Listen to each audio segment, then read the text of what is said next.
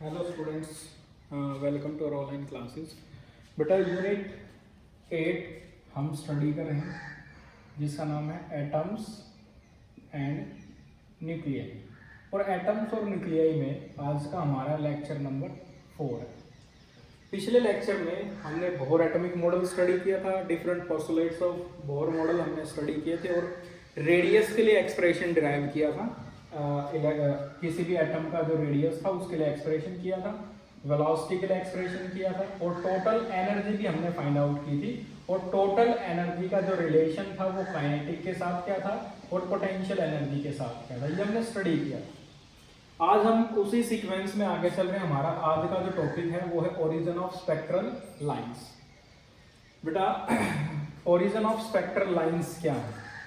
आप जानते हैं जो हाइड्रोजन एटम है रूम टेम्परेचर पर वो होता है ग्राउंड स्टेट में, लेकिन जब उसे हम थोड़ी एनर्जी देते हैं तो वो जो इलेक्ट्रॉन है वो इलेक्ट्रॉन ग्राउंड स्टेट को छोड़कर किसी एक्साइटेड स्टेट में जा सकता है, मूव कर सकता है, यानी कि from n1 equal to n2 equal to 2 3 higher energy state में वो चला जाएगा एनर्जी गेन करके।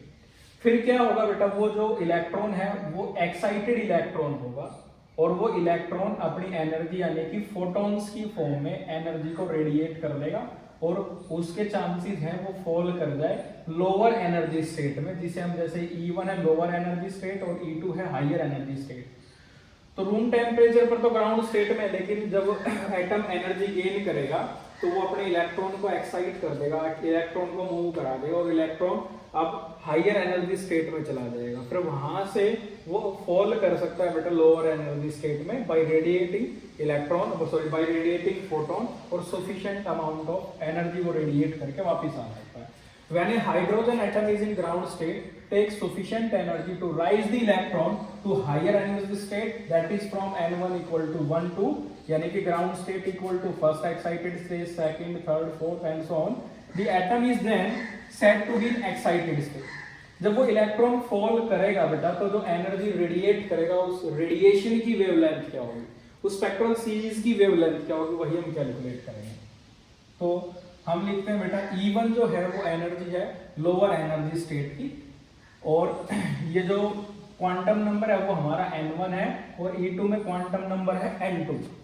तो बेटा E1 जो है वो लोअर एनर्जी स्टेट की एनर्जी है, E2 हायर एनर्जी स्टेट की एनर्जी। इससे पहले वाले वीडियो में हमने टोटल एनर्जी पढ़ा था, टोटल एनर्जी को हमने E से डिनोट किया था और जो हमारी एनर्जी का फॉर्मूला था वो था -2 pi square m k square z square e power 4 over n square h square.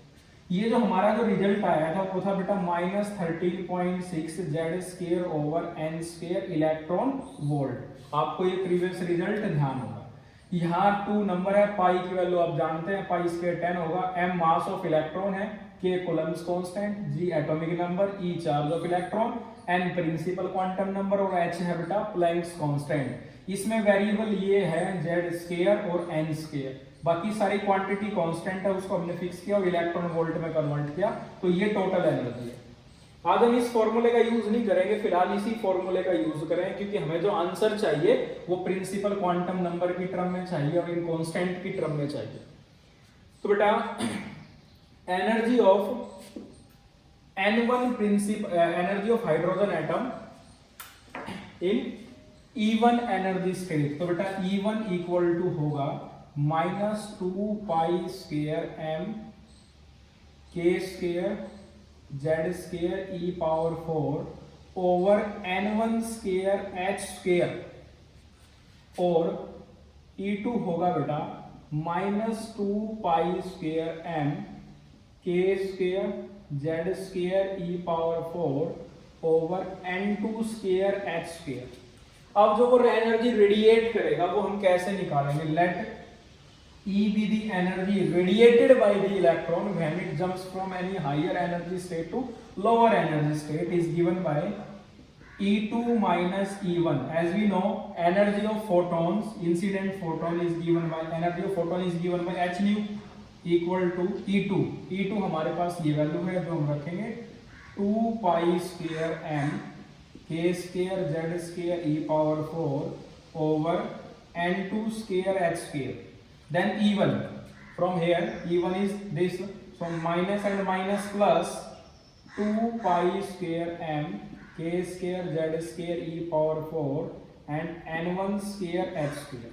तो h न्यू को हम आगे further h c by lambda भी लिख सकते हैं, because we know nu equal to c by lambda, c speed of light, lambda wavelength of the radiation emitted, which is equal to जो constant है उसमें से उसको इकट्ठा कर लेंगे जो कॉमन है 2 pi square m k square z square e power 4 over h square, और रिजल्ट होगा 1 over n1 square minus 1 over n2 square. अब बेटा यहाँ से वेवलेंथ को रखना है, क्योंकि वेवलेंथ हमारी डिफरेंट होगी, c h c 2 pi square M के स्क्वायर, ये सारी वैल्यू फिक्स है सिर्फ जेड को छोड़कर, और फॉर हाइड्रोजन एटम जेड भी 1 लेंगे बेटा, तो 1 over lambda equal to 2 pi square M के square E power 4 over C H cube and Z square, इसको अलग कर लिया बेटा हमने, and 1 over n1 square minus 1 over n2 square. ये पूरी एक जो फंक्शन है बेटा पूरा ही कांस्टेंट है, 2 pi square m k c e power 4 c h cube सभी कांस्टेंट है। तो इन सभी कांस्टेंट को हम एक सिंगल कांस्टेंट से इक्वेट करेंगे, तो 2 पाई स्क्वायर m k स्क्वायर e power 4 over c h cube equal to r, जिसे हम बोलेंगे रेडबर्ग्स कांस्टेंट, और इस रेडबर्ग कांस्टेंट की वैल्यू होती है 1.097 into 10 to power 7 metre inverse. ये इस रेडबर्ग कांस्टेंट की वैल्यू, तो हम इस सही से इक्वेट कर लेंगे। So 1 over lambda equal to R Z square 1 over n1 square minus 1 over n2 square. ये जो फॉर्मूला है, ये जो हमारा जो मेन रिजल्ट है, इसको हम इक्वेशन फर्स्ट लिख देंगे, और ये है बेटा रेडबर्ग्स formula, रेडबर्ग्स formula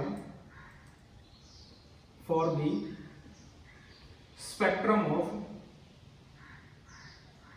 hydrogen atom, spectrum of hydrogen atom. तो बेटा इस फॉर्मूले की हेल्प से आप वेवलेंथ निकाल सकते हो। तो हमारी जो वेवलेंथ है इसे हम वेव नंबर भी बोलते हैं, न्यू बार से भी डिनोट कर सकते हैं इसे। n1 और n2 पर डिपेंड कर रहा है, वेयर n1 और n2 है बेटा प्रिंसिपल क्वांटम नंबर। तो जो अलग अलग प्रिंसिपल क्वांटम नंबर रखेंगे तो जो वैल्यू होगी वो डिफरेंट आएगी, यानी कि वो कॉन्टिन्यूअस नहीं होगी। तो यहां मैं लिख रहा हूं बेटा clearly, wavelength emitted by the excited hydrogen atom are not continuous, are not continuous, they have specific values, depending on the values n1 and n2। Continuous नहीं होगा बेटा, जो वेवलेंथ एमिट होगी और उसकी जो स्पेसिफिक वैल्यू होगी जो डिपेंड करेगी n1 और n2 पर।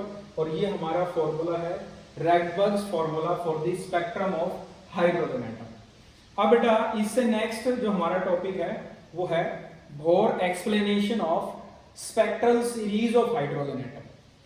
इसमें बेटा क्या ग्राउंड स्टेट में, यानी कि रूम टेम्परेचर पर जो हाइड्रोजन एटम वो ग्राउंड स्टेट में, और जैसे उसे हम थोड़ी एनर्जी देंगे वो इलेक्ट्रॉन को लोअर हायर एनर्जी स्टेट में मूव करा देगा, और फिर वो हायर एनर्जी स्टेट से एनर्जी रेडिएट कराकर एक्साइटेड स्टेट से ग्राउंड स्टेट में आ सकता है। एनर्जी रेडिएट कराकर जो एनर्जी रेडिएट होगी उस एनर्जी रेडिएशन की वेवलेंथ हम इस फॉर्मूले से कैलकुलेट कर सकते हैं बेटा। अब नेक्स्ट हम पढ़ेंगे bore explanation of spectral series of hydrogen atom. Bore explanation of spectral series of hydrogen atom, ये भी इंपॉर्टेंट टॉपिक है। इस पर बेस्ड न्यूमेरिकल अक्सर पूछ लिए जाते हैं आपके एग्जाम में, तो इसे आप थोड़ा ध्यान से स्टडी करेंगे। Bohr's explanation of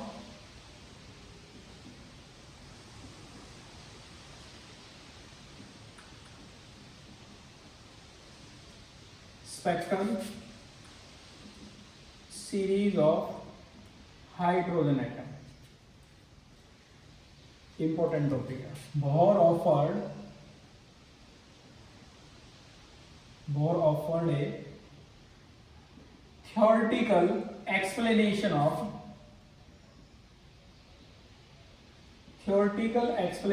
of these spectral series, which is as follows. First बेटा जो फर्स्ट सीरीज होगी वो है Lyman series. According to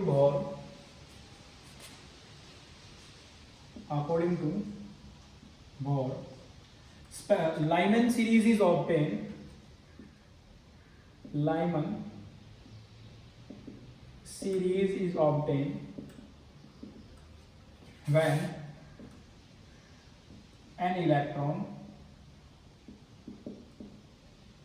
jumps from any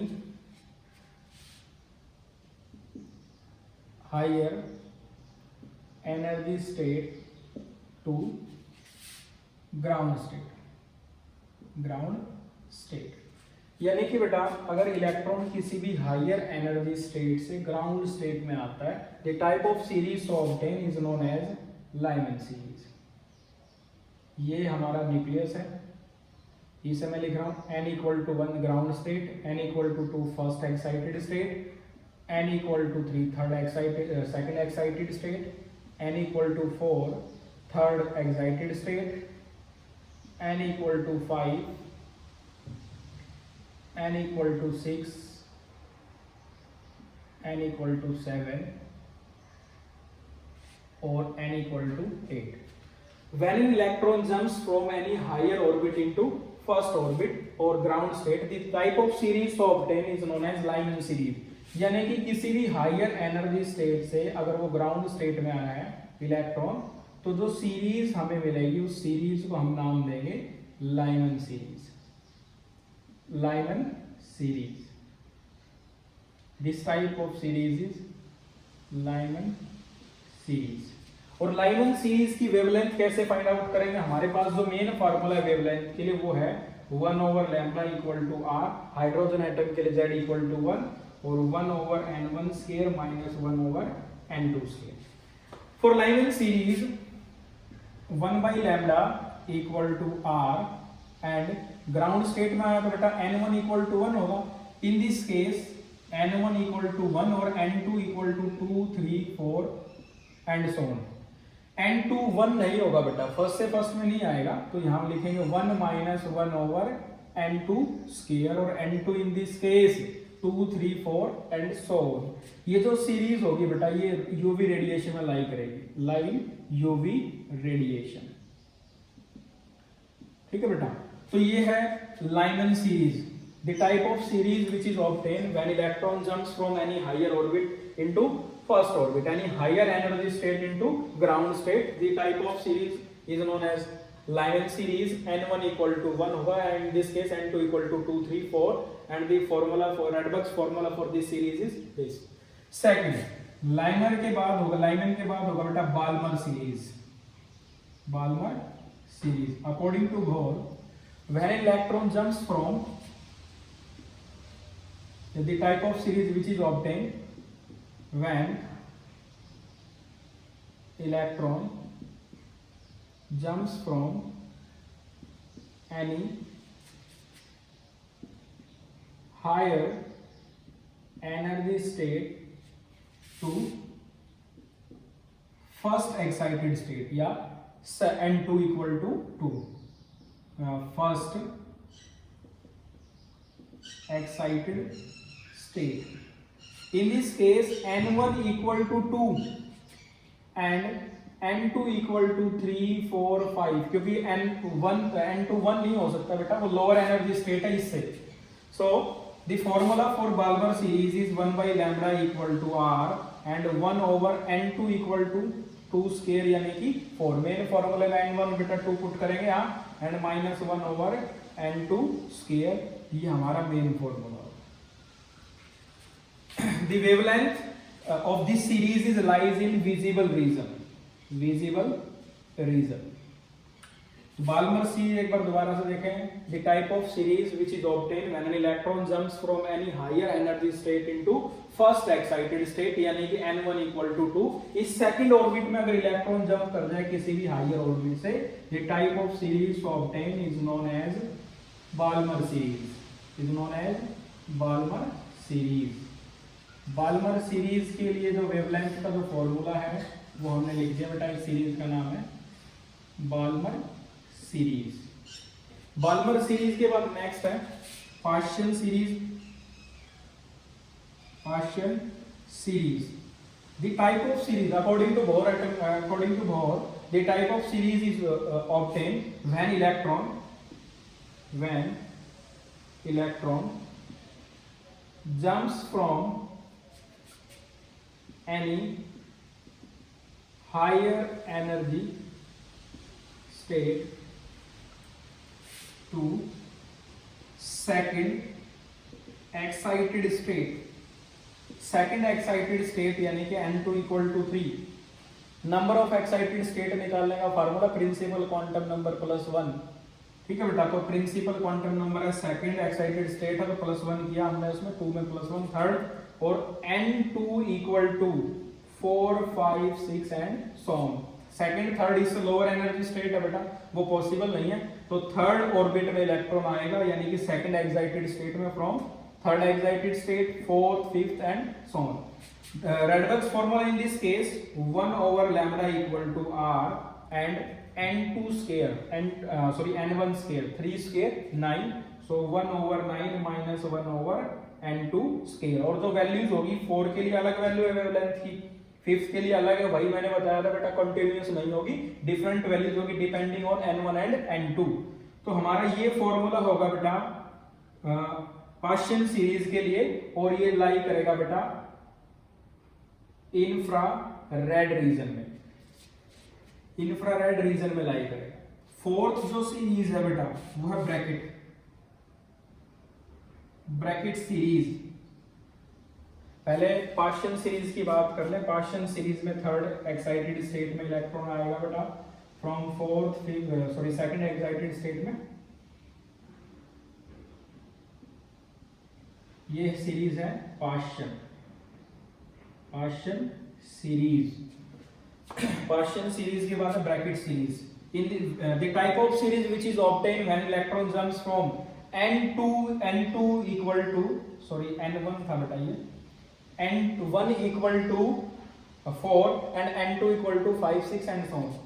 The type of series which is obtained when an electron jumps from any higher energy state into third excited state. The Rydberg's formula for this case 1 by lambda equal to r and 1 by पहले n1 लिख लेंगे, n1 equal to 4 बेटा and n2 equal to 5 6 and so on. 5 6 and so on. In this case 1 over 4 square 16 बेटा and minus 1 over n2 square, और n2 की value आप इसमें put करेंगे. पहले 5 फिर नेक्स्ट 6 फिर 7. ये फर्स्ट मेंबर होगा इसका, ये सेकंड मेंबर, ये थर्ड मेंबर. ये सीरीज भी लाई करेगी बेटा इंफ्रारेड रीजन में, यानी कि जो इसकी जो वेवलेंथ होगी वो इंफ्रारेड रीजन में लाई करेगी. फिफ्थ सीरीज ब्रैकेट के बाद है next Pfund series, PFUND Pfund series.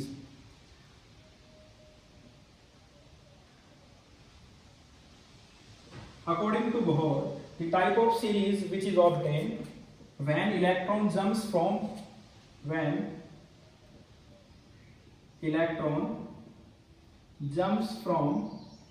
any higher energy state into fourth excited state and n1 in this case equal to 5 and n2 in this case 6 7 and so on. Rydberg's formula for this case 1 by lambda equal to r 1/25 minus 1/n2 square, 25 5 square के लिए आया बेटा। और ये series lie करेगी infrared region में, infrared region. तो बेटा ये 5 सीरीज जो मैंने लिखी है, फर्स्ट सीरीज है Lyman, second Balmer, third Paschen, bracket और फ्यून सीरीज। ब्रैकेट्स में बेटा 4th ऑर्बिट में होगा, और पास्चन सीरीज सॉरी ब्रैकेट के बाद फ्यून सीरीज, फ्यून सीरीज में बेटा n1 इक्वल टू 5th में होगा बेटा। इन दिस केस ये है बेटा bracket series and next is Pfund series. ये हमारी बोहर एक्सप्लेनेशन है spectral series for hydrogen atom के केस में। फर्स्ट जो लाइनिंग सीरीज है इसकी जो वेवलेंथ है वो यूवी रेडिएशन में लाई कर रही है, बाल्मर सीरीज की विजिबल रीजन में, और पास्चन, ब्रैकेट और Pfund series all 3 series are line in infrared region. अगर आपसे क्वेश्चन ये कर लिया जाए एग्जाम में, calculate the wavelength of first member of Lyman series, तो लाइनिंग सीरीज में इलेक्ट्रॉन आ रहा है बेटा फर्स्ट ऑर्बिट में यानी कि ग्राउंड स्टेट में। तो फर्स्ट मेंबर के लिए हम क्या करेंगे, अगर मैं n2 इक्वल टू 2 पुट करके वेवलेंथ निकालता हूं, वो हमारी लाइनिंग सीरीज के फर्स्ट मेंबर की वेवलेंथ है। और n2 इक्वल टू अगर मैं 3 पुट कर रहा हूं, वो हमारे लाइनिंग सीरीज के सेकंड मेंबर की वेवलेंथ होगी। और if we use n2 equal to 4, then n2 equal to 4, if we put in this formula, then the type of wavelength is obtained which is third member of our lining series। तो बेटा ऐसे आप different member की wavelength निकाल सकते हैं। Balmer series के लिए फर्स्ट मेंबर होगा n2 equal to 3, और पास्चन सीरीज के लिए फर्स्ट मेंबर होगा n2 equal to 4, और ब्रैकेट सीरीज के लिए फर्स्ट मेंबर होगा n2 equal to 5, और फ्यून सीरीज के फर्स्ट मेंबर होगा n2 equal to 6। ऐसे first member, second member, third member आप निकाल लेंगे। और अब बात आती है लॉन्गेस्ट और स्मॉलेस्ट वेवलेंथ की। तो लॉन्गेस्ट वेवलेंथ क्या होगी बेटा, लॉन्गेस्ट वेवलेंथ होगी अगर मैं इस लाइमन सीरीज में n2 इक्वल टू रख रहा हूं बेटा फर्स्ट, यानी कि पहला मेंबर, किसी भी सीरीज के फर्स्ट मेंबर की वेवलेंथ होगी हमारे लिए लॉन्गेस्ट, और शॉर्टेस्ट होगी n2 equal to infinite put कर दें आप बेटा सभी में, वो सभी की शॉर्टेस्ट वेवलेंथ आ जाएगी। तो आपसे अक्सर क्वेश्चन कर लिया जाता है कि calculate the longest wavelength of Lyman series और calculate the shortest wavelength of Lyman series, इनमें से किसी भी सीरीज के जरिए आपसे क्वेश्चन किया जा सकता है।